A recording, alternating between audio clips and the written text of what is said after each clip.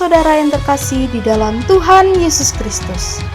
Selamat datang di ibadah online Gereja Betel Indonesia Jemaat Kerajaan Allah, Jalan Abdul Rahman Saleh, nomor 52, Kestalan, Banjarsari, Surakarta. Kami sangat senang melayani saudara pada ibadah online ini. Jika tayangan ini memberkati saudara, jangan lupa klik subscribe, like, bagikan, dan komen, agar channel ini semakin berkembang dan memberkati banyak orang. Jika saudara ingin memberikan persembahan untuk pekerjaan Tuhan di gereja kami, saudara bisa mengirimkannya melalui nomor rekening BCA 7350046229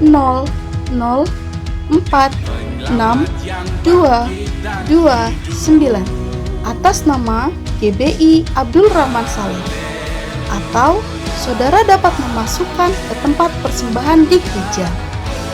Hendaklah masing-masing memberikan menurut kerelaan hatinya, jangan dengan sedih hati atau karena paksaan, sebab Allah mengasihi orang yang memberi dengan sukacita, dan Allah sanggup melimpahkan segala kasih karunia kepada kamu, supaya kamu senantiasa berkecukupan di dalam segala sesuatu dan malah berkelebihan di dalam pelbagai kebajikan. 2 Korintus 9 ayat 7-8. Kami ucapkan terima kasih atas perhatiannya dan selamat beribadah. Tuhan Yesus memberkati. Dia tentu tangan membela, sebab tiada sungguh baik mujizatnya tak dinyatakan.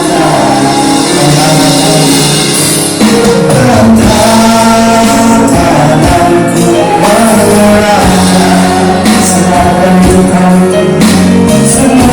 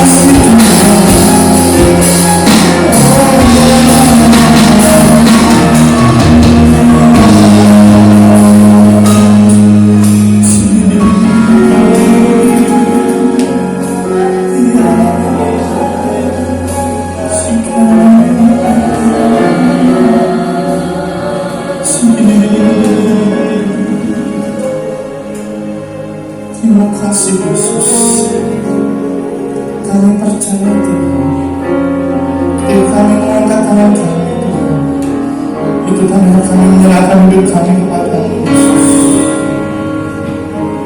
Kami menyerahkan segala persoalan kami, Tuhan. Kami percaya campur tangan atas hidup kami. Kami berserah, Tuhan. Kami berserah.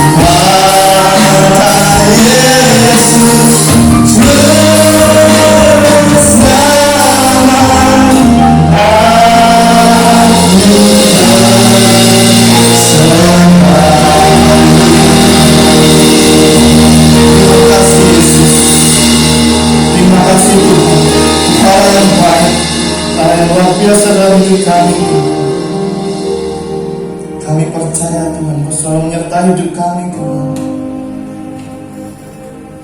Kau selalu memberikan jalan buat kami Tuhan. Terima kasih Yesus, kami serahkan hidup kami dalam tangan kuasa Yesus. Terima kasih Yesus, terima kasih Roh Kudus. Kami siapkan hati kami untuk memuji muliakan nama-Mu Tuhan. Haleluya. Mari semua yang percaya katakan amin. Haleluya. Siap memuji nama Tuhan? Saya undang semuanya ke depan berdiri. Sebelum kita memuji nama Tuhan, kita akan sama-sama sorakan haleluya 3 kali. Itu yang ketiga kita sorakan sama-sama. 1, 2, 3. Haleluya, haleluya, haleluya. Haleluya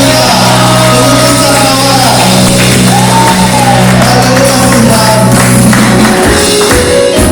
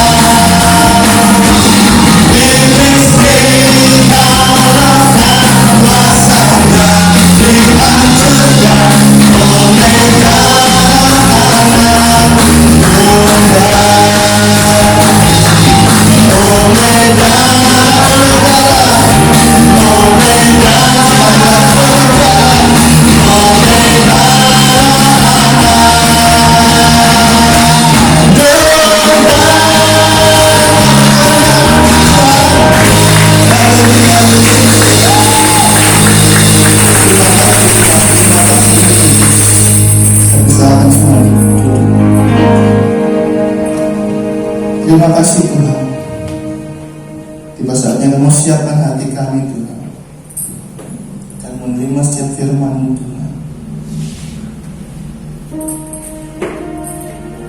Haleluya Yesus.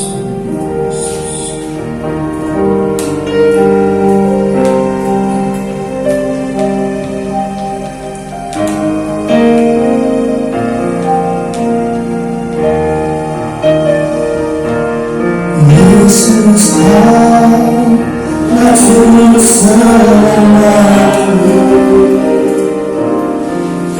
aku Engkau Tuhan bagiku, Kau terang bagi saat gelapku, Kau pintu bagi setiap jalan.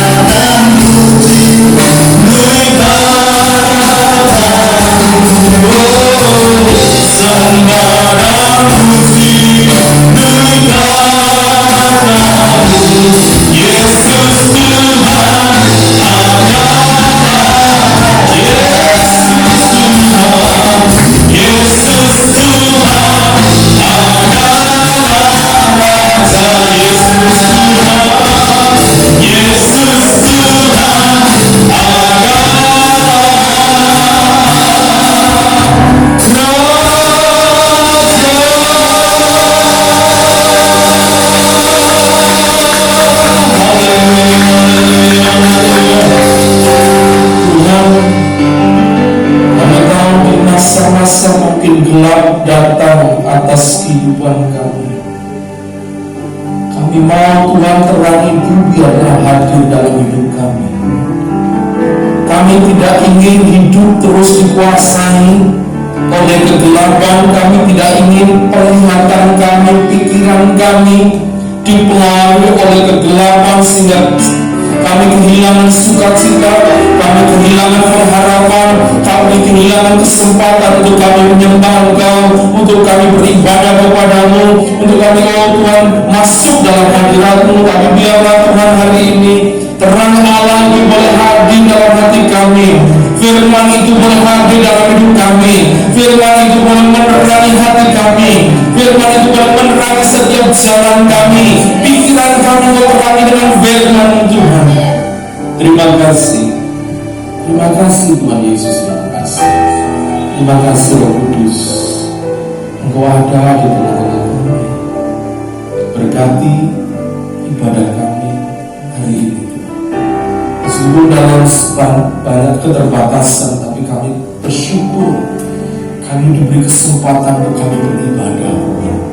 Oh, sungguh hal yang luar biasa. Kami boleh Tuhan menaikkan pujian kami bersama-sama dalam jemaat Tuhan, dalam bersama dengan umat Tuhan, karena kami percaya ada pengurapan Allah yang hadir tengah-tengah kami. Terima kasih Bapak, terima kasih. Terima kasih Roh Kudus. Di dalam nama Yesus kami berdoa, kami bersyukur. Yang diberkati katakan bersama amin. Selamat duduk, Tuhan memberkati. Tuhan Shalom. Enak juga ya pakai gini, agak pusing saya sudah. Tapi ya lumayan lah untuk memuji Tuhan. Korbannya saya lepas saja lah, nggak bisa lihat saya. Untuk memuji Tuhan lebih enak pakai ini saudara ya.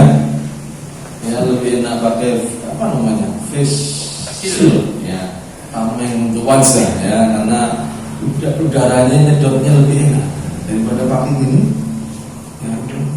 Ya, coba lihat kiri kanan dulu, lihat lama nggak ketemu mungkin yang wajah-wajahnya gitu. Kita ini saya pikir lama-lama kita ibadah kayak Robocop semua ya. Ya puji Tuhan, puji Tuhan. Apa kabar? Apa kabar? Tetap semangat. Katakan luar biasa. Apa kabar? Luar biasa. Haleluya. Jangan kehilangan semangat saudara ya. Karena penting ya, kalau kita kehilangan semangat, Alkitab katakan orang yang kehilangan semangat maka kecillah kekuatannya ya. Semangat tidak boleh. Memang hari-hari ini tidak mudah saudara ya. Kadang-kadang jadi parno, parno ya. Paranoid gitu ya, jadi ketakutan. Kalau badan udah nggak enak sedikit langsung aduh ya pernah nggak gitu saudara? Itu yang paling penting saudara ya. Jangan sampai di masa-masa yang sulit seperti ini kita kehilangan gairah untuk mencari Tuhan. Karena kita nggak tahu COVID ini sampai kapan kita nggak ngerti. Ada yang ngomong bisa 2 tahun, ada yang nggak ngerti saudara. Coba bayangkan kalau kita nggak ngerti lalu kita hanya menyerah dengan keadaan, maka kita nggak melakukan sesuatu.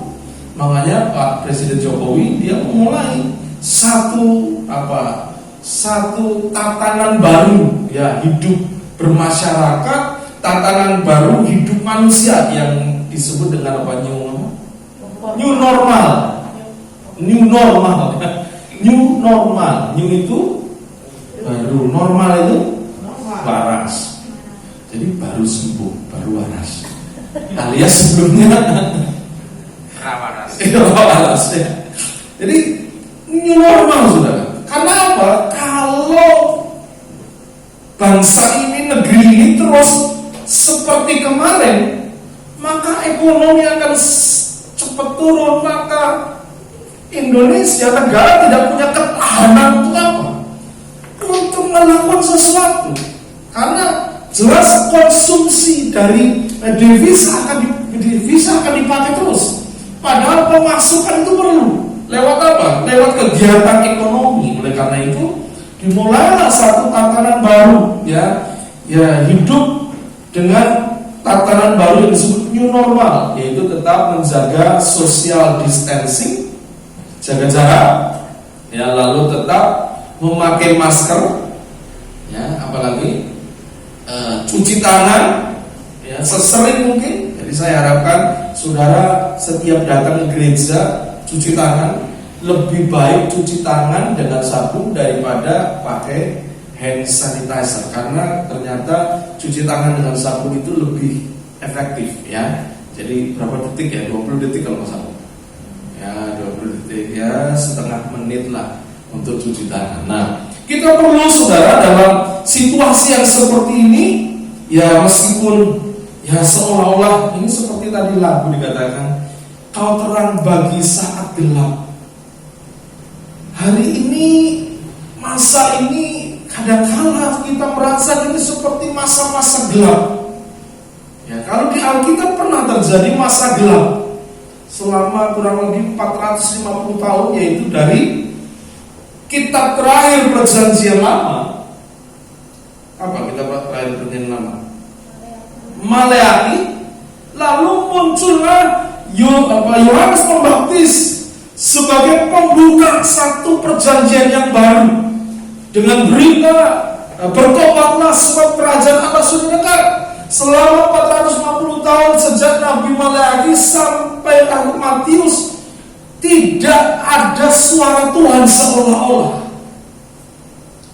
Jadi Tuhan sunyi, Tuhan seperti tidak berbicara. Baru kemudian Yohanes Pembaptis memulai kabar baru dengan satu berita bertobat, kerajaan Allah sudah dekat. Nah saudara, mari hari ini biarlah keadaan yang terjadi saat-saat ini tidak membuat kita kehilangan sukacita, tidak membuat kita kehilangan gairah untuk mencari Tuhan. Karena apa? Karena kita tidak mau kita ini dikalahkan oleh situasi kondisi, tapi biarlah kita menang atas segala situasi kondisi yang ada. Amin. Amin. Ya, meskipun tetap kita harus berjaga-jaga, ya, waspada. Nah, jadi tetap pakai kemana-mana pakai masker dan lain sebagainya. Baik, hari ini firman Tuhan yang saya ingin sampaikan temanya adalah apa, saudara? Kita baca 1, 2, 3. Pertunjukan kasih. Nah, kadang-kadang orang Kristen berpikir kasih itu kan di mana? Di hati.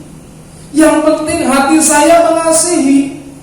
Yang penting saya nggak benci sama dia. Yang penting hati saya nggak ada apa-apa. Sementara kadang-kadang kita tidak melakukan sesuatu pun.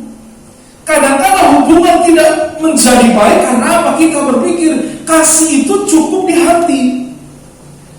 Hubungan keluarga, konflik yang sedang terjadi di keluarga, di gereja, dimanapun itu, kadang-kadang tidak cepat terselesaikan karena kita hanya berpikir yang penting hati saya dipenuhi dengan kasih, yang penting aku ora apa-apa. Itu kadang-kadang kita.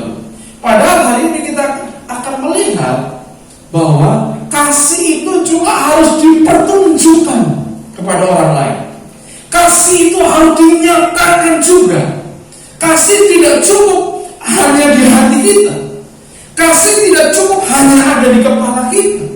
Tapi biarlah orang-orang di sekitar kita bisa menikmati, bisa mencicipi manisnya kasih dari saudara.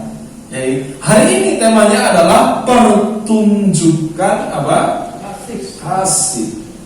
Ya, dari Yohanes pasal yang ke-17 ayat pertama, demikian firman Tuhan. Demikianlah kata Yesus, lalu ia menengadah ke langit dan berkata, Bapa, telah tiba saatnya, permuliakanlah anakmu supaya anakmu mempermuliakan engkau. Jadi ini sebuah doa Yesus kepada Bapa di surga menjelang hari penyaliban Yesus. Dia berkata kepada Bapaknya, Bapa, inilah tiba saatnya anakmu, ya, dirinya Yesus akan masuk dalam proses dipermuliakan oleh Bapa. Yaitu apa? Proses dia harus disalibkan, kemudian dibangkitkan, dan kemudian dia naik ke surga dalam kemuliaan.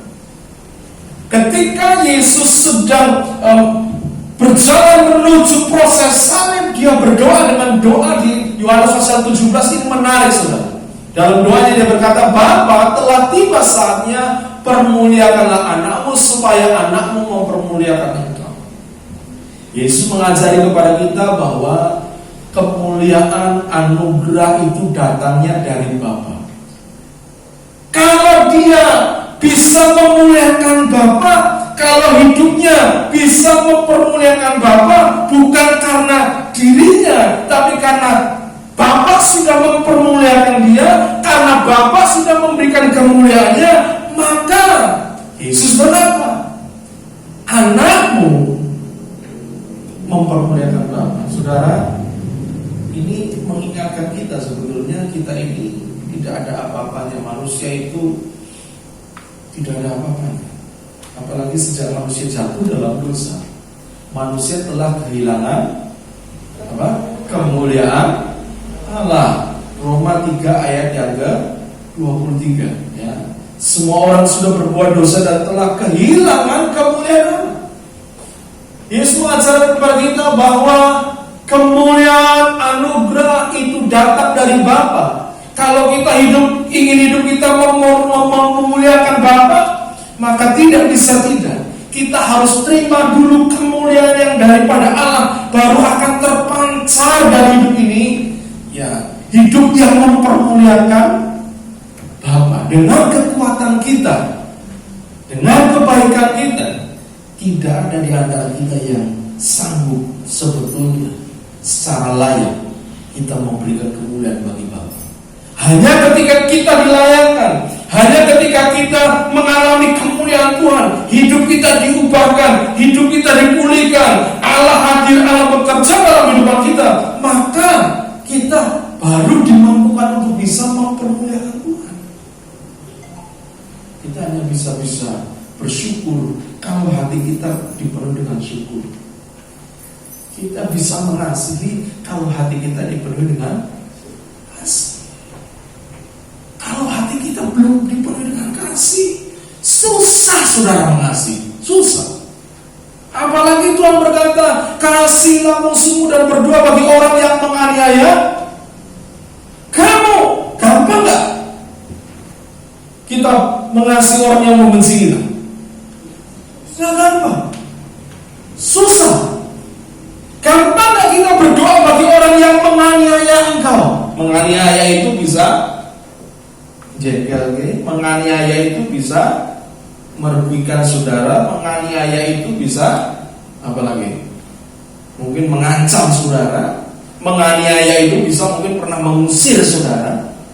Apa yang di sini pernah diusir? Lo pernah diusir? Enak gak Pak? Nah, enak. Sama yang mengusir kira-kira kalau ketemu bagaimana? Pertama-pertama Ya tidak senang. jengkel ya Pak. Jadi tidak mungkin kita bisa mengasihi kalau kita belum dipenuhi dengan kasih. Yesus mengajarkan bahwa semua itu datang dari Bapa.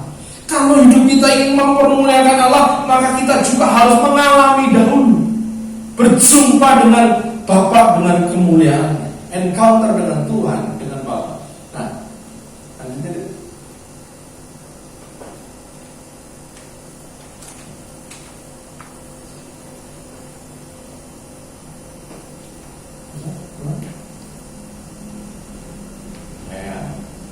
Ayat 2, sama seperti engkau telah memberikan kepadanya kuasa, kepada Yesus kuasa atas segala yang hidup, demikian pula Ia akan memberikan hidup yang kekal kepada semua yang telah kau berikan kepadanya.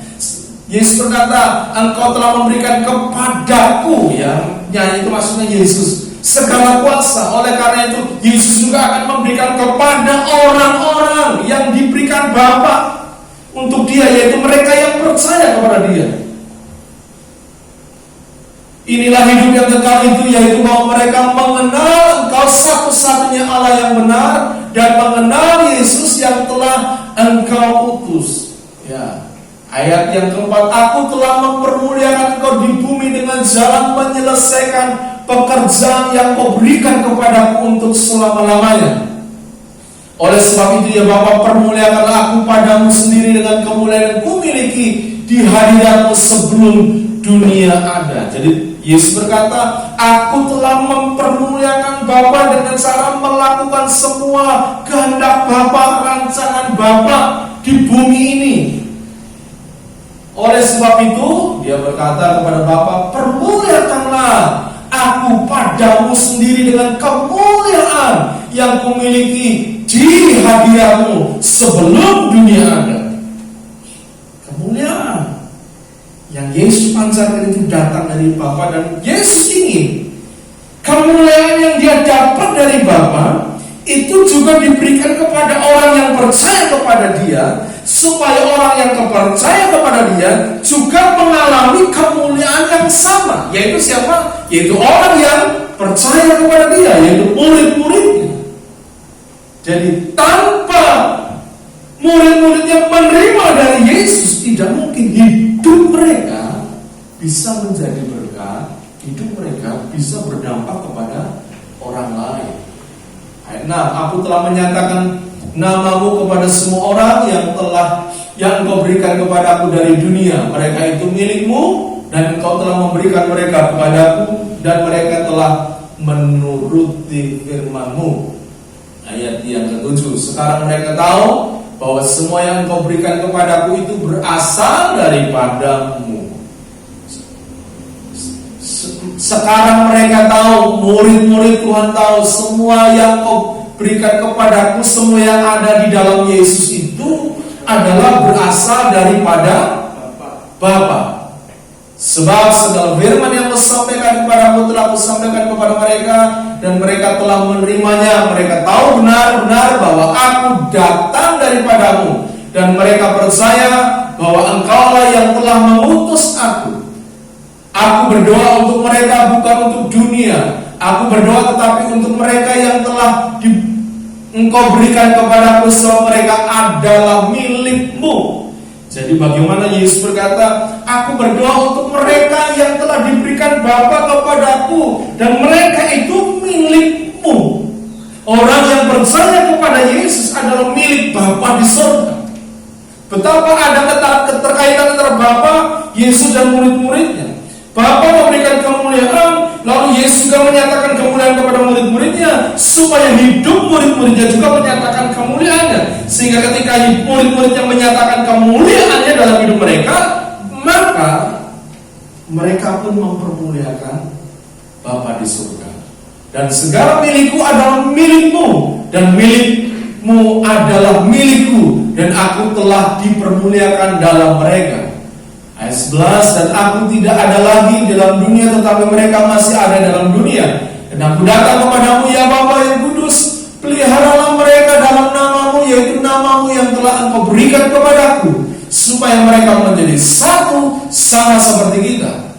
Ayat 12, selama aku bersama mereka, aku memelihara mereka dalam namamu, yaitu namamu yang telah kau berikan kepadaku. Aku telah menjaga mereka, dan tidak ada seorang pun dari antara mereka yang binasa selain daripada dia yang telah ditentukan untuk binasa. Siapa yang telah ditentukan untuk binasa? Yudas Iskariot, ya. Supaya genaplah yang tertulis dalam kitab suci. Ya, ini di sosial media ada beberapa yang lagi ramai tentang apakah Yudas itu selamat atau tidak. Ya, ada yang ngomong katanya Yudas itu masuk surga. Ya terserahlah, mungkin tapi bingung karena COVID gitu ya. Jadi oke lah. Ayat yang ke berapa sekarang? Ayat yang ke-13. Tetapi sekarang aku datang kepadamu, dan aku mengatakan semuanya ini sementara aku masih ada di dalam dunia, supaya penuhlah sukacitaku dalam diri mereka. Aku telah memberikan firman-Mu, ya, kepada mereka, dan dunia membenci mereka, karena mereka bukan dari dunia, sama seperti aku bukan dari dunia. Ayat yang ke-15, aku tidak meminta supaya kau mengambil mereka dari dunia, tetapi supaya kau melindungi mereka daripada yang jahat. Jadi Tuhan berkata, aku sudah memberikan firman. Yesus berkata, firman-Mu Bapa sudah memberikan kepada mereka. Mereka sekarang ada di dunia, dunia membenci mereka. Tapi Yesus berkata, permintaanku bukan ambil mereka dari dunia, bukan, tapi lindungi mereka, ya, selama mereka di dunia. Jadi saudara hari ini nggak perlu takut saudara, karena Yesus berdoa syafaat untuk saudara, supaya Bapa di surga memberikan coveringnya, memberikan perlindungannya bagi saudara dan saya yang percaya kepada Yesus. Amin. Itu doa Pak Yesus kepada Bapa di surga. Mereka bukan dari dunia, sama seperti aku bukan dari dunia. Kuduskanlah mereka dalam kebenaran, firman-Mu adalah kebenaran. Sama seperti Engkau telah mengutus aku ke dalam dunia, demikianlah aku telah mengutus mereka ke dalam dunia. Yesus berkata, sama seperti Bapa yang memberikan kemuliaan, sama seperti Bapa yang mengutus aku, demikian juga aku menyatakan kemuliaanku kepada murid-muridnya. Demikian juga aku mengutus mereka ke dalam dunia.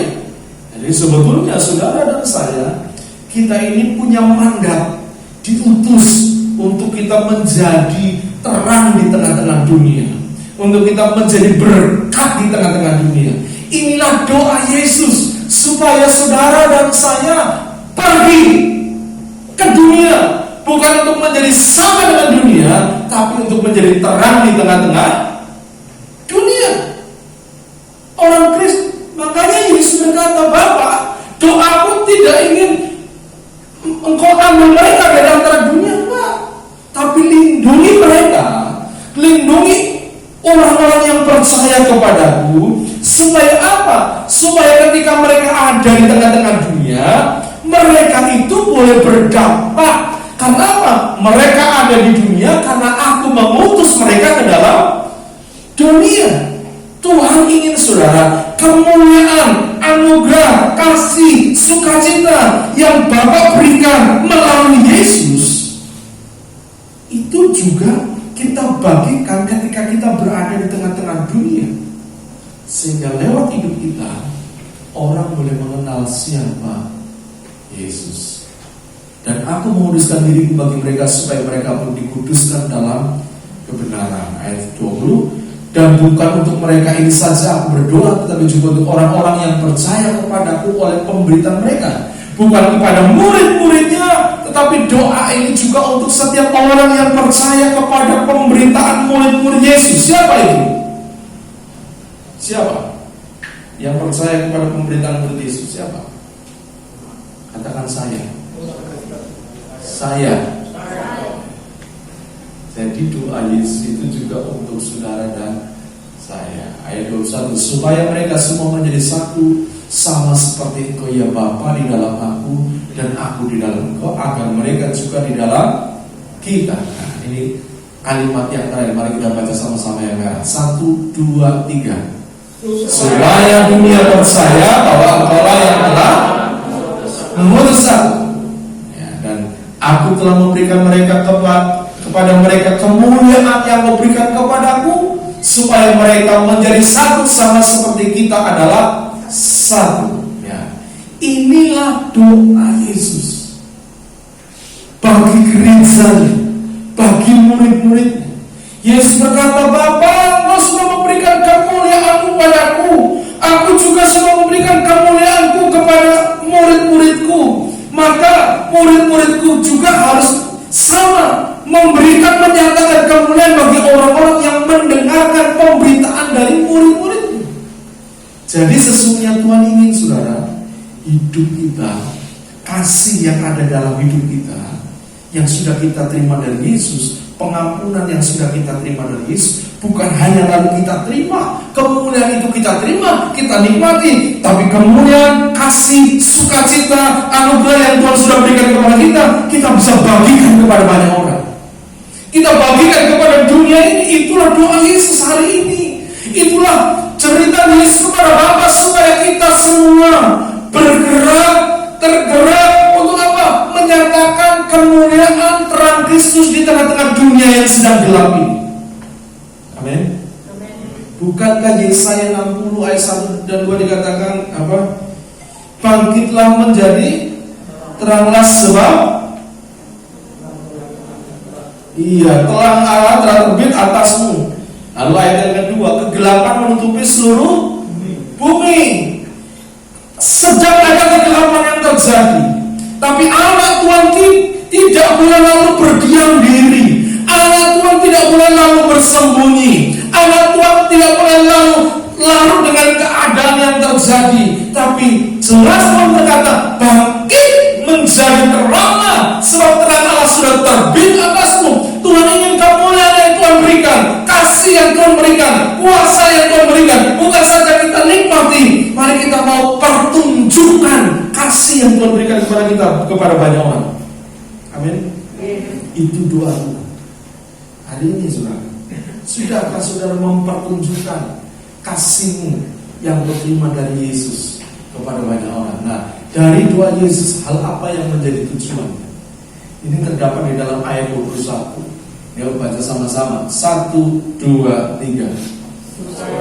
Mereka menjadi satu sama seperti Engkau ya Bapa di dalam aku dan aku dan Engkau, agar mereka juga di dalam kita, supaya dunia percaya bahwa Engkaulah yang telah. Tujuannya bukan supaya murid-muridku menerima Yesus saja, menerima kasih saja, tapi supaya mereka juga boleh menjadi agen kasih bagi dunia ini. Amin. Menyatakan kasih di tengah-tengah dunia, karena dunia sudah kehilangan kasih. Ya, ada hal yang harus diingat oleh orang yang telah menerima anugerah Tuhan, yaitu apa? Mereka harus sama dengan Yesus, yaitu keberadaan mereka harus bisa menunjukkan kasih Bapa kepada semua orang. Yesus ingin seperti Yesus menyatakan kasih Bapa kepada orang percaya kepada manusia, demikian juga kita yang sudah menerima kasih Bapa melalui Yesus, kita juga harus menyatakan kasih Bapa kepada semua orang. Semua orang itu jangan berpikir yang jauh di sana, jangan berpikir yang di Jakarta, jangan berpikir yang di mana, tapi coba berpikirlah di orang yang paling dekat dengan saudara, dengan istri, dengan anak, dengan siapa lagi, menantu, mertua perempuan dengan menantu perempuan, gimana hubungannya, baik-baik kan? Atau biasanya kan begitu, apalagi kalau satu rumah. Istri saya pernah ngomong begini, dapur rumah itu pemimpinnya satu, begitu ada 2 wanita dalam sebuah rumah, itu nanti jadi sesuatu yang tidak enak, khususnya di dapur. Ya, karena masing-masing punya cara masak berbeda, punya tes yang berbeda, punya apalagi kebiasaan yang berbeda. Ada yang mungkin mertuanya nek masak, begitu masak kopi, wes apa isa-isanya itu saudara. Tapi mungkin mantunya biasa dik dicuci candol, dik ini taruh sini, sekali tidak apa-apa, 2 kali tidak apa-apa. Tapi begitu berkali-kali terjadi seperti itu, apa yang terjadi? Iya, mulai. Jadi akhirnya nanti mertuanya di dapur, mantunya di ruang tamu, nanti mertuanya di ruang tamu, mantunya di dapur. Itu kan kucing-kucingan sebenarnya. Iya, ada nggak yang gini sudah? Di sini nggak ada ya, di tamu yang ada sudah. Jadi, saudara, Tuhan ingin kasih yang Tuhan sudah nyatakan dalam hidup saudara lewat korban Yesus di kayu salib, lewat anugerahnya seperti yang Yesus juga terima dari Bapa itu. Tuhan ingin kasih Bapa itu ditunjukkan kepada semua orang. Harus kita pertontonkan kepada semua. Bukan berarti dipertontonkan enggak kasihku enggak, tapi harus dinyatakan juga supaya orang lain bisa menikmati manisnya kasih dari hidup saudara. Bagaimana menunjukkan kasih Bapa kepada orang lain? Tidak bisa tidak. Apa yang bisa kita lakukan saudara? Baca yang hijau 1, 2, 3. Hidup saudara dan saya harus jadi berkat. Jadi berkat itu bukan hanya di gereja saudara. Ada banyak orang berpikir jadi berkat di gereja, sehingga kalau ke gereja manis, ya, bicaranya manis, apalagi wajahnya manis, lembut, mari. Tapi begitu di rumah, matamu nih dasar bocor lagi, ngajar untuk goblok. Waduh, saudara, di sini nggak ada saudara, yang ada di Kalisoro di sana. Tidak aman. Nah, jadi berkat itu jangan berpikir saya mau jadi berkat itu di gereja, tidak. Justru ketika engkau berada di luar gereja, engkau akan bisa dilihat oleh mata banyak orang yang belum mengenal Tuhan. Kalau saudara jadi berkat hanya di gereja, yang melihat itu ya orang Kristen, betul nggak? Kalau saudara jadi berkat di tempat pekerjaan, di lingkungan, di mana lah? Di sekolah, di tempat kuliah, maka ada banyak mata orang yang melihat. Mereka yang belum kenal kasih Kristus, mereka belum ngerti kasih Kristus, mereka bisa melihat satu contoh di depan mata. Oh, inilah yang disebut kasih itu. Jangan sampai malah kalau kita datang ada sampai muncul terdengar suara, oh Kristen kok ngono itu. Ada nggak sih yang pernah kita dengar gitu ya? Caranya Kristen, ini kok senengannya ngapus. Jadi kan jilid duit sesok dibalik ini setahun lagi. Ngutang nggak tahu, bayar nggak ada di sini sih. Yang ada di Tawanganmu. Di sini semua baik-baik saudara, amin. Ya, jadi berkat itu bukan hanya di gereja, Tapi justru ketika kita di luar, jadi berkat, kasih itu harus dipertunjukkan ketika kita ada di luar, supaya orang bisa mengenal kasih Kristus, orang bisa mengenal kasih Bapa yang ada dalam kita, dan mereka memuliakan Bapa yang di surga. Haleluya, haleluya. Ya, apa yang dilihat orang dari kita, saudara? Banyak kita kadang-kala lebih mengejar skill ya. Wah, belajar ini, belajar itu. Dengar saudara, orang banyak kadang-kala tidak melihat kemampuan atau skill kita, tapi orang lain banyak melihat dari sikap hidup kita. Itu penting, memiliki sikap hidup yang baik. Kalau kita ingin jadi berkat, tetaplah berjuang untuk saudara memiliki sikap hidup yang baik. Sebab kalau kemampuan bisa dipelajari, saudara pinter bisa dipelajari, pinter komputer bisa dipelajari, tapi sikap itu adalah hasil proses dari kehidupan itu, saudara. Saudara ngerti Alkitab bisa dipelajari. Saudara ngerti buah roh itu ada berapa? Buah roh ada berapa? Ada 1, tapi 9 rasanya. Rasanya apa? Kasih, sukacita, kesabaran, kemurahan, kebaikan, kesetiaan, kelemah lembutan, apa? Kurang satu. Terakhir penguasaan diri. Damai sejahtera, penguasaan diri. Nah, itu proses hidup. Kalau pengetahuan tentang kasih gampang bisa dipelajari, tapi yang susah, yang tidak bisa dipelajari adalah sikap hidup yang menghidupi dari buah roh itu. Itu nggak bisa dipelajari, itu hanya lewat proses hidup. Ketika orang pernah difitnah, tapi dia bisa bertahan karena apa? Dia ngerti bahwa Tuhan yang mengasihi. Dia tahu bahwa hidupnya tidak ditentukan oleh apa kata orang, tapi apa kata Tuhan. Maka ketika dia bisa melewati proses itu, dia akan mengerti artinya sebuah pengampunan. Tapi kalau saudara belum pernah dikhianati, kita akan sulit memikirkan pengampunan itu seperti apa sih? Oh, yang penting aku ampuni. Mengampuni itu artinya kita melupakan. Memang kejadian yang menyakitkan gak bisa kita lupakan, saudara. Cuma ketika kita ingat peristiwa yang kita pernah alami dan menyakitkan kita tidak lagi merasa sakit ketika kita mengingat peristiwa itu.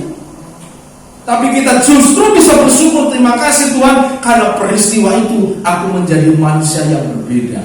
Aku diberkati oleh Tuhan.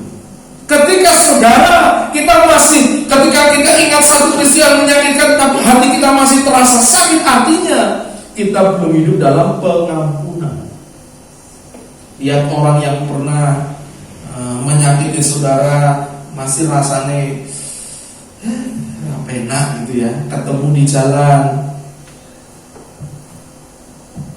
Biasanya ketemu sama siapa? Kalau Pak Thomas, halo. Begitu wong lain langsung. Di sini nggak ada ya. Yang ada di mana? Mana Pak Bodo? Di sana, Pak. Di sana. Di taman malu ya. Perlu belajar dalam pengampunan ya. Seterusnya saudara ya.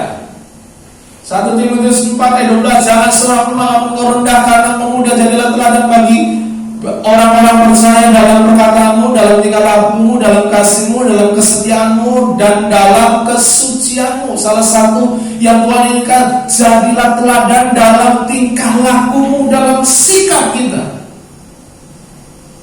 Untuk kita menunjukkan kasih, yang bisa kita kerjakan adalah mari kita jaga sikap kita. Siapa yang bisa? Kadang-kala kita sulit menjadi berkat bagi orang lain karena ini. Ada beberapa sikap yang bisa jadi batu sandungan. Yang pertama, apa nih saudara baca? Laziness. Betul? Atau artinya apa? Malas.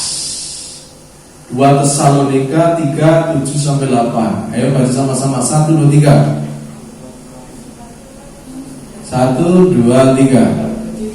Kecil ya? Oh, kecil banget. Besok TV-nya saya ganti yang gede sudah ya. Kemarin saya lihat TV yang gede, yang 50 in, hanya 4 juta. Iya, 50 in dulu bisa sampai 12 juta. Ini saya murah loh, 4 sekian. Biasanya 32 in saja sudah di atas kepala 3 ya, 3, sekian juta. Ini murah saudara, murah ya. Ya, tapi ini orang jadi tidak dilarang sebenarnya. Nah, dikatakan ayat 7, sebab kamu sendiri tahu bagaimana harus kamu harus mengikuti teladan kami, karena kami tidak lalai bekerja di antara kamu. Paulus memberikan contoh, ya. Lihat teladannya. Apa yang dilakukan oleh Paulus? Dikatakan kami tidak lalai bekerja di antara kamu. Meskipun dia seorang rasul besar, dihargai orang, pasti kalau dia datang orang suka senang, pasti orang akan mempersilahkan dia. Kalau dia datang ke rumah seorang, pasti akan disiapkan satu kamar yang terbaik, makanan yang terbaik. Tapi Paulus berkata begini, kami tidak lalai bekerja di antara kamu. Dia tidak mau apa-apa, tapi dia mau melakukan yang terbaik. Tugasnya dikerjakan dengan baik. Ayat 8, dan tidak makan roti orang dengan percuma. Paulus itu ngomong, aku gak mau makan gratisan. Memang gratisan itu enak kan? Ya, tetapi Paulus berkata, tidak makan roti orang dengan percuma. Jaga sikap ini saudara. Ya, nanti kita ada contoh-contoh yang lain saudara. Tapi kami berusaha dan berjerih payah siang malam supaya jangan menjadi beban bagi siapapun di antara kamu. Ini sikap yang luar biasa dari Paulus. Kalau hidup kita jadi berkat, jangan kita menjadi orang yang malas, tapi orang yang mau bekerja, orang yang mau berjuang, orang yang mau berusaha. Paulus memberi contoh kepada kita. Dia ingin hidupnya tidak jadi beban bagi siapapun juga. Bukan karena kami tidak berhak untuk itu. Dia berkata dia punya hak untuk mendapat penghormatan. Dia punya hak untuk menikmati fasilitas. Tapi dia tidak nikmati itu. Kami mau menjadikan diri kami teladan bagi kamu, supaya kamu ikuti. Ayat 10. Sebab juga waktu kami berada di antara kamu, kami memberi peringatan ini kepada kamu. Jika seorang tidak mau bekerja, janganlah ia makan. Ini keras loh saudara. Orang yang malas, Paulus ngomong serasa mangan baik, alias pontong. Ini kadang-kadang sikap yang jadi batu sandungan, malas.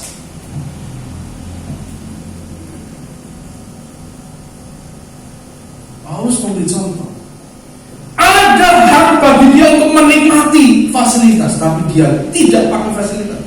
Dia ingin lakukan sesuatu supaya hidupnya jadi teladan. Memang tidak mudah. Itu bayar harga, saudara. Saya belajar dalam pelayanan, saya belajar sejak awal, saya belajar. Meskipun saya dipercaya untuk berada di satu posisi tertentu, lalu saya tidak berdiam diri untuk mulai main perintah, begini, enggak. Saya cincing. Kadang-kadang anak buah saya, bahwa yang di bawah saya belum melakukan satu atau masih berdiam diri, saya kerjakan saudara. Saya lakukan apapun itu, meskipun lagi capek ya capek. Ini lagi pikiran banyak pekerjaan, tapi pekerjaan ini membutuhkan saya harus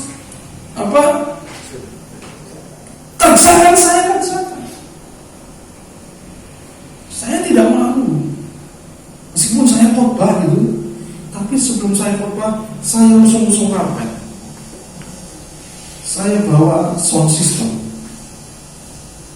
Maaf ya, dalam pelayanan ada yang muntah, saya ambil tisu, saya bersihkan muntahnya. Karena bagi saya, hidup saya harus menjadi contoh bagi orang lain. Belajar, jangan maunya orang-orang saja lalu jadi tidak bisa. Harus ada tangan yang mau cekatan lakukan sesuatu, maka satu proyek Tuhan pasti akan berjalan dengan baik.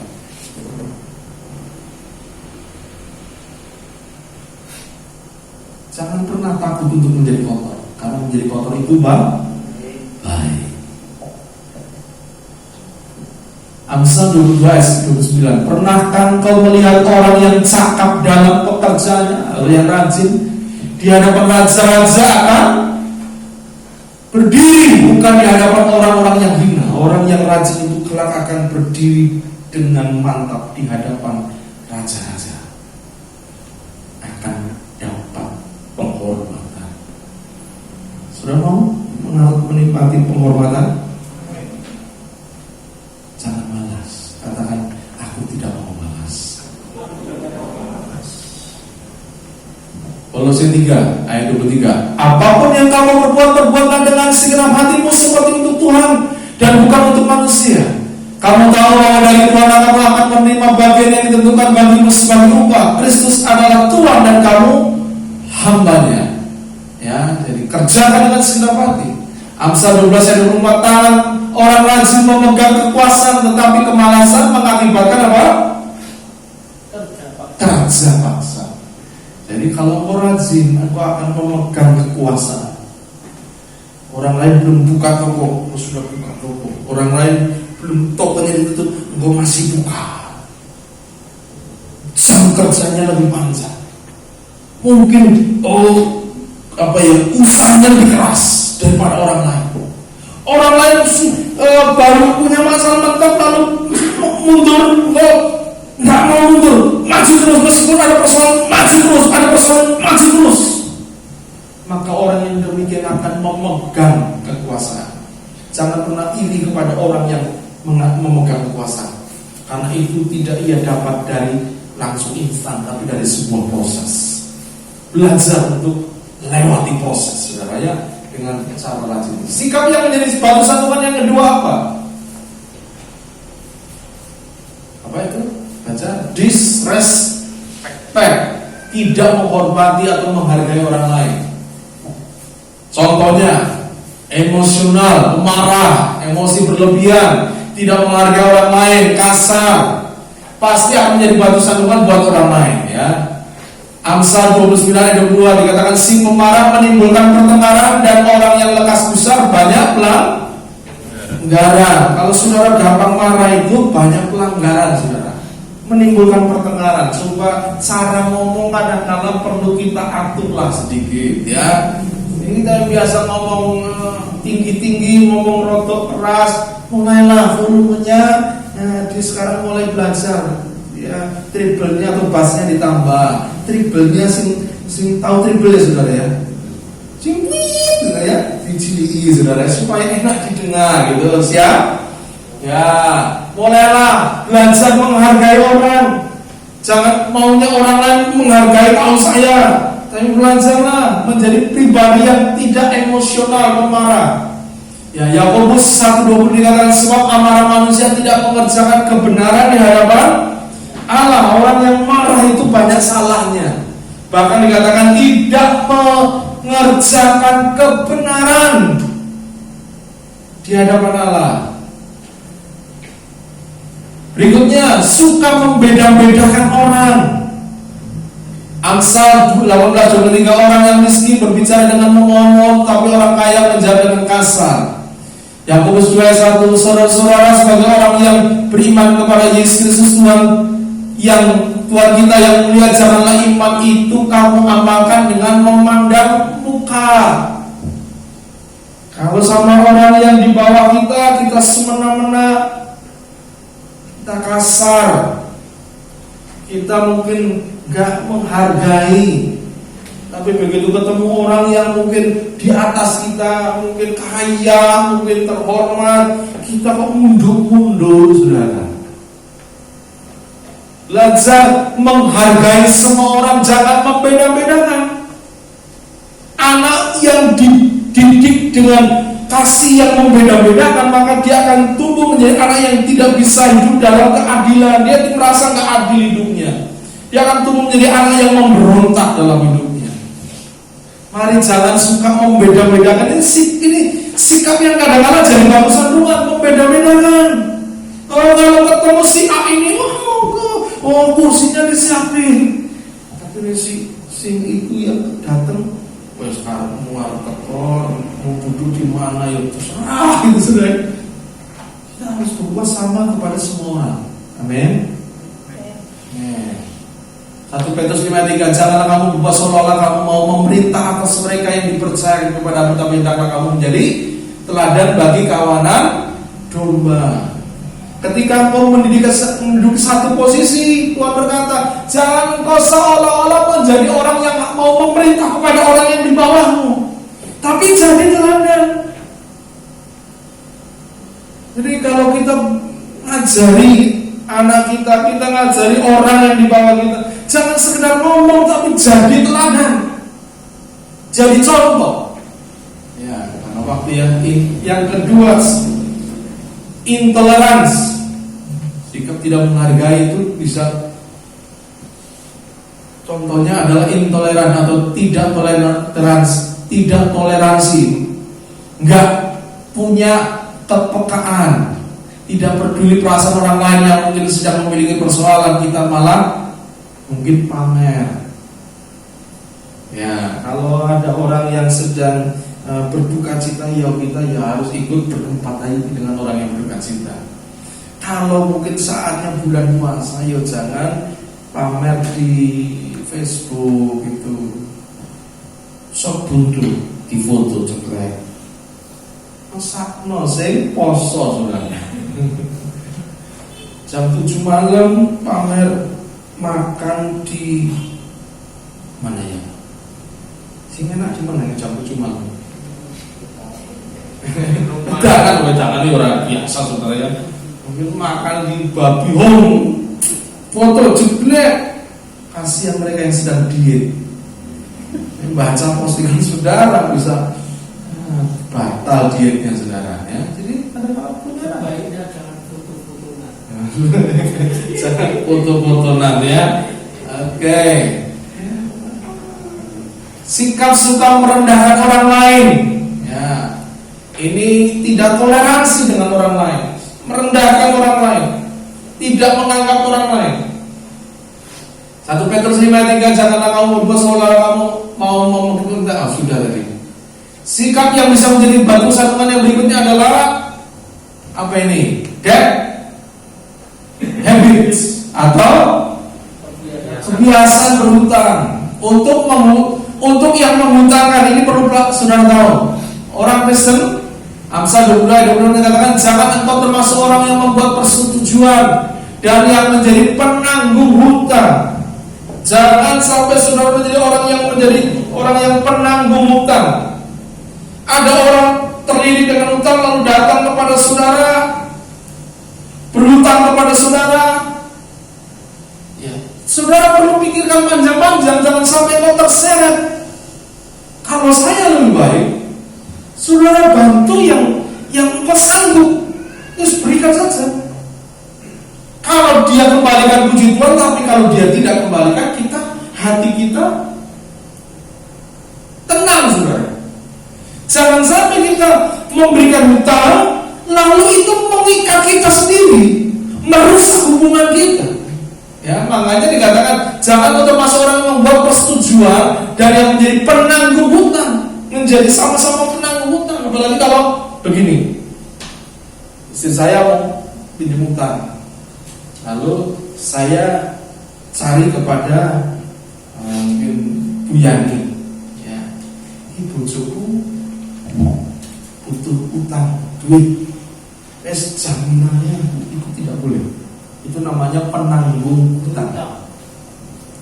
Karena apa? kalau ada sesuatu terjadi, engkau juga kena. Hubungan akan menjadi rusak. Sekali lagi, lebih baik ya sudah, temukan aja, ketemu Dewi, ngomong Dewi, betul? Supaya apa? Ketika terjadi sesuatu, saudara tidak mengalami atau menjadi persoalan bagi hidup saudara. Ya, hati-hati dengan kebiasaan berhutang. Bolehkah kita membantu orang? Boleh.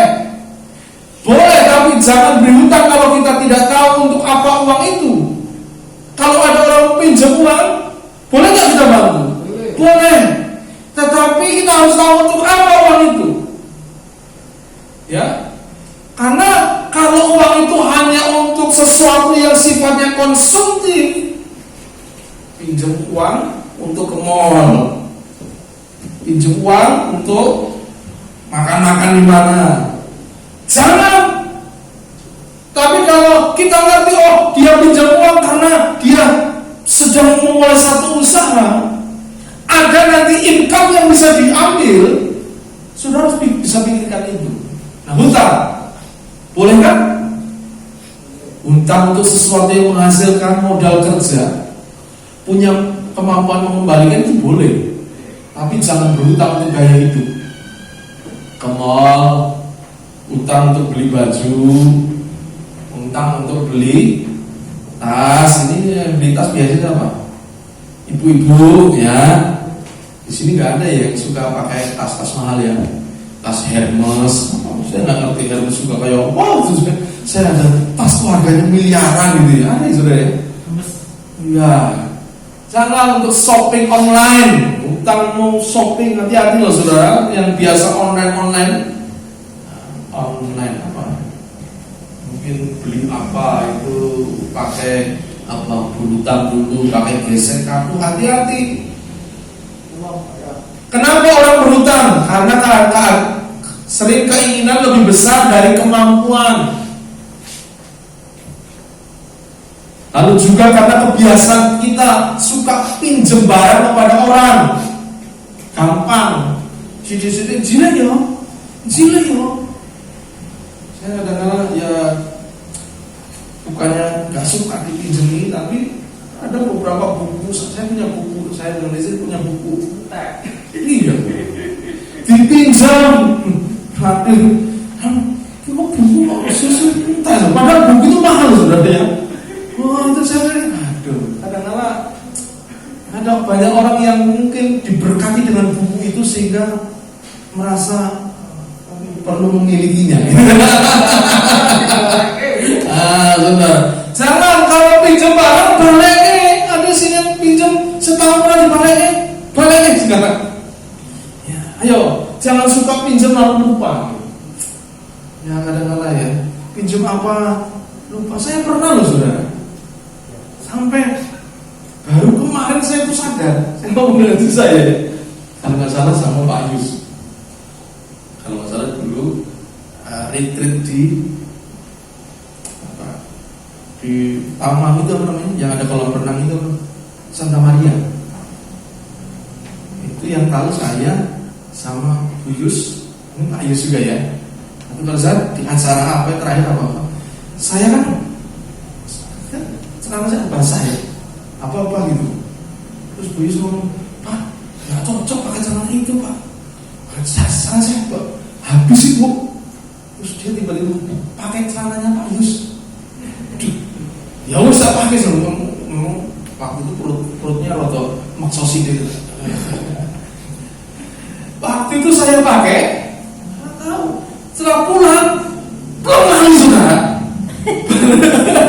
Pak Yus ingat nggak Pak? Nggak ingat Pak. Saya baru, saya kan berapa tahun dulu? 2015 kalau nggak salah ya. Sampai baru kemarin sih. Ini ketok bukan dong. Orang dia ngomong, ya di KSO Jakarta. Waduh, itu tak eleng-eleng. Siapa Yus? Oh, disip Pak Yus ya. Sorry Pak Yus ya. Saya nggak akan kembalikan dalam segala pasti serat-serat itu. Ini kan sesuatu yang tidak sengaja saudara. Tapi kalau saudara pinjam sesuatu sebaliknya, kenapa? Itu sikap yang tidak baik. sikap yang tidak bisa jadi berkat. Orang lain ketika Suraka pinjam lagi mikir, oh sih, balik. Ya puji saya makanya saya ngomong dari saya, kira ngomong apa ayo? Ya malah ngarep ngomong saudara. Ya kebiasaan pinjam barang. Nah, sikap yang bisa menjadi batu sandungan yang lain selain berhutang, oportunis, aji mumpung, mengorbankan orang lain untuk kepentingan diri sendiri. Ya. Rakus, serakah, tidak memikirkan orang lain. Ya. Kalau ada makanan, orang lain, saudara, papa, mama, adik, kakak, nggak dipikirkan. Yang penting aku yang dulu. Oh, masalah orang lain silakan. Yang penting aku aman dulu. Nah, ini oportunis, mengorbankan kadang-kadang orang lain untuk kepentingan dirinya. Kadang-kadang biarkan orang lain akhirnya mengalami kesusahan, yang penting saya aman. Memanfaatkan kebaikan orang lain. Contoh pinjam barang orang lain tapi tidak dipelihara. Pinjam motor, mulai reget, bensinnya teh. Ada sih pernah gitu. Pinjam motor mulai terus bensinnya teh reget, rusak deh. Makasih ya. Lalu nguyur kan sudah. Aduh. Tanya istri saya kalau pinjam mobil, saya pinjam motor, pasti saya cuci. Saya cuci Mas. Sejak dulu sudah. Saya itu senang gitu. Saya di Jakarta, saya tinggal dengan orang, saya nggak punya motor gitu. Setiap pagi saya keluarin tak bersih, dia suarain sih gitu. Orang Ambon, marganya Noya gitu ya. Frankie Noya. Oh tak bersihin gitu, tak bersihin. Wah, dia senang saudara. Nah kalau pakai pakai di situ kan. Karena biasanya ketika mungkin saudara diberi pinjaman gitu, pelihara dengan baik. Siapa tahu itu nanti akan diberikan kepada saudara. Loh bisa terjadi saudara.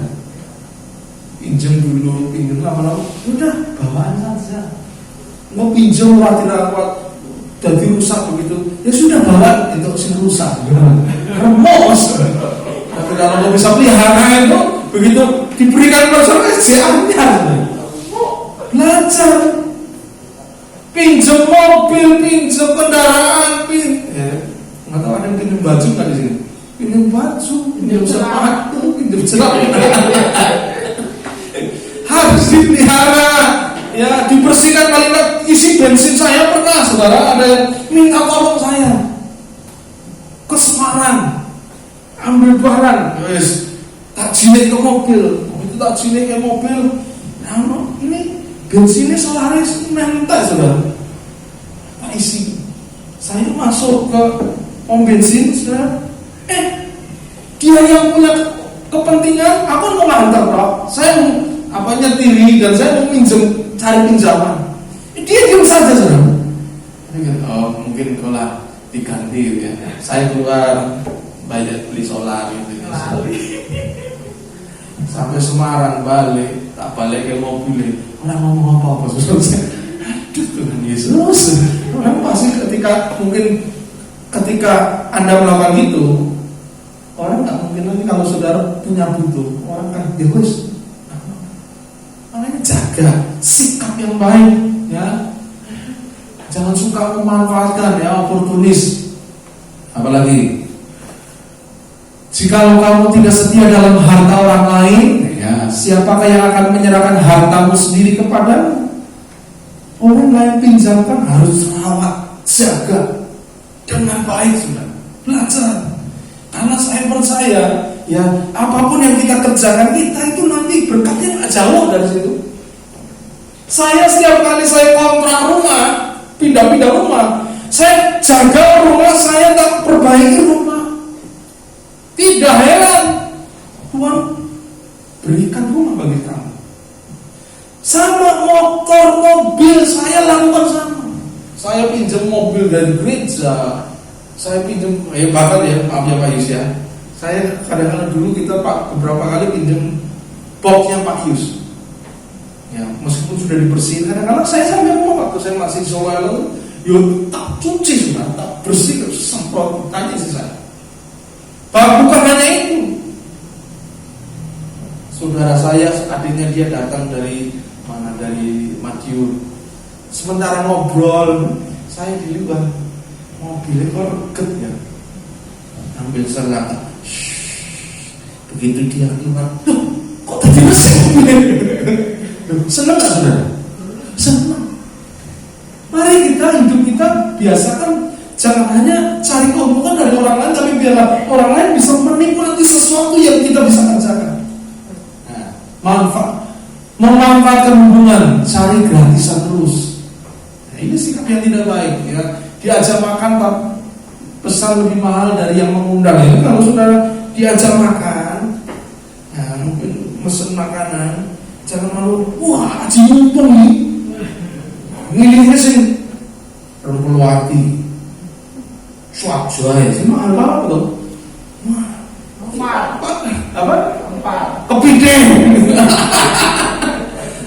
Belajar saya kalau belajar diajarin malah lihat dulu sing ngajak mangan ki jiko apa. Nek sing ngajak mangan tempe goreng, waduh, mosok dhewe tempe goreng aku makan ati goreng, ya paling enggak tahu goreng lah, ben podo itu. Ya, jadi jangan memanfaatkan hubungan. Hubungan itu bukan untuk dagang, untuk cari keuntungan pribadi. Sikap adalah masalah sehari-hari. Kadang-kala berhubungan kita menjadi berkat bagi orang lain itu berhubungan dengan kehidupan kita sehari-hari. Menjadi berkat adalah sikap hidup setiap hari dari kita. Setiap kita. Jadi menunjukkan kasih itu bukan hanya di gereja, tapi justru dalam keseharian. Dan ketika hidup kita bisa menjadi kasih, menunjukkan kasih kepada banyak orang, saya percaya Kristus yang akan dipermuliakan. Amin. Kalau Kristus dipermuliakan, Bapa juga akan dipermuliakan. Kalau Bapa dipermuliakan, Dia sumber dari segala sumber. Saya percaya anugerahnya akan hadir atas kita di sini. Amin. Mari kita tundukkan kepala, kita akan berdoa. Kita berdoa ya. Bapa, terima kasih buat hari ini. Engkau sungguh baik, Engkau sangat baik. Tuhan, kami mau menyerahkan hidup kami, biar hidup kami jadi berkat bagi banyak orang. Sebagaimana keriduan Tuhan, kemuliaan yang Kau berikan kepada Yesus juga dinyatakan kepada murid-muridnya, supaya kami murid-muridmu juga boleh menyatakan kemuliaan bagi banyak orang. Kami boleh menjadi berkat bagi banyak orang.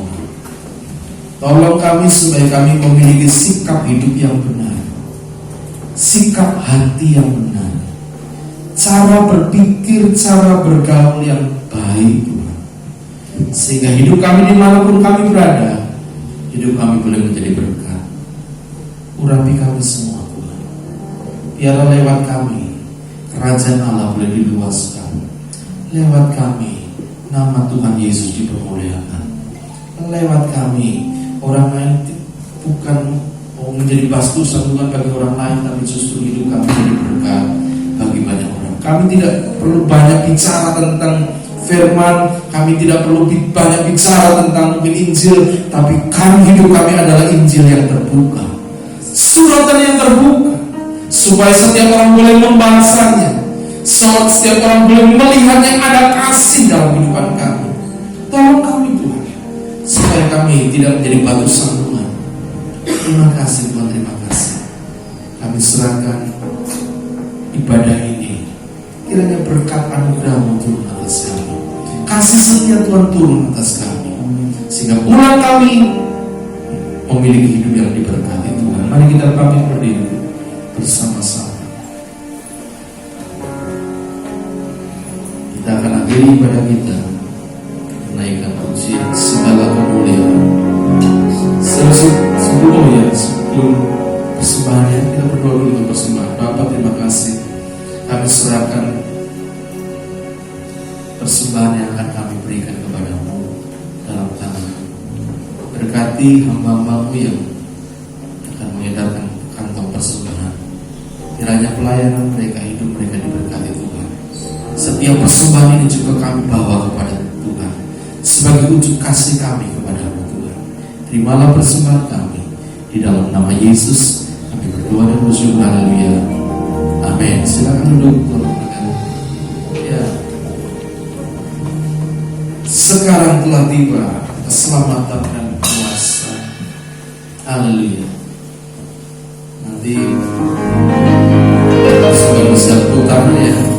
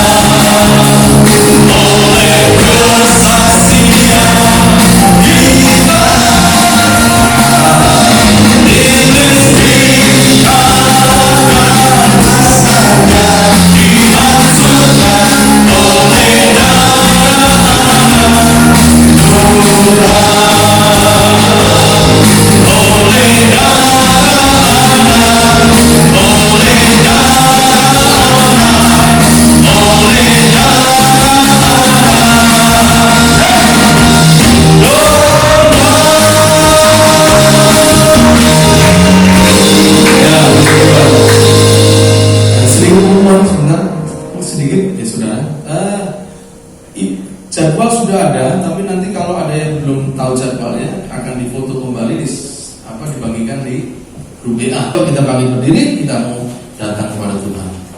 Segala kemuliaan hanya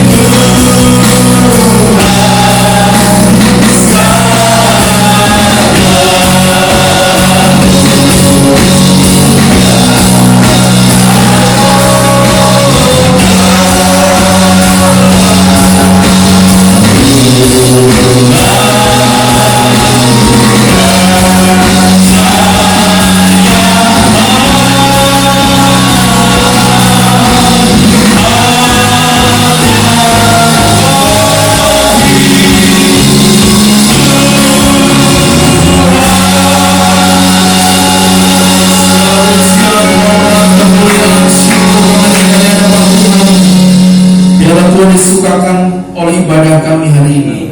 Biarlah pujian kami menyenangkan hati Tuhan. Bapa, sebentar kami semua akan meninggalkan tempat ini, tapi biarlah berkat anugerah-Mu ada atas kami semua. Mari Bapak Ibu sudah dikasih Tuhan, angkat tanganmu kepada Tuhan. terimalah berkat Tuhan. Diberkatilah sekalian kau oleh Tuhan. Diberkatilah engkau dengan kesehatan oleh Tuhan. Diberkatilah pekerjaan dan masa depan oleh Tuhan. Diberkatilah keluargamu oleh Tuhan. Diberkatilah pertumbuhan iman dan kesaksian hidupmu oleh Tuhan. Diberkatilah ekonomi dan anak cucumu oleh Tuhan. Berkat daripada Bapa, cinta kasih dari Tuhan Yesus, serta persekutuan dan kuasa Roh Kudus menyertai hidupmu dari mulai hari ini sampai Maranatha. Tuhan datang ini 2 kali dalam nama Yesus yang diberkati diurapi oleh Tuhan, katakan bersama-sama amin. Selamat pulang, Tuhan berkati. Pulang satu persatu, gak usah salaman saudara ya. Langsung ya, yang itu dibuka biar. Oke, selamat pulang, Tuhan berkati.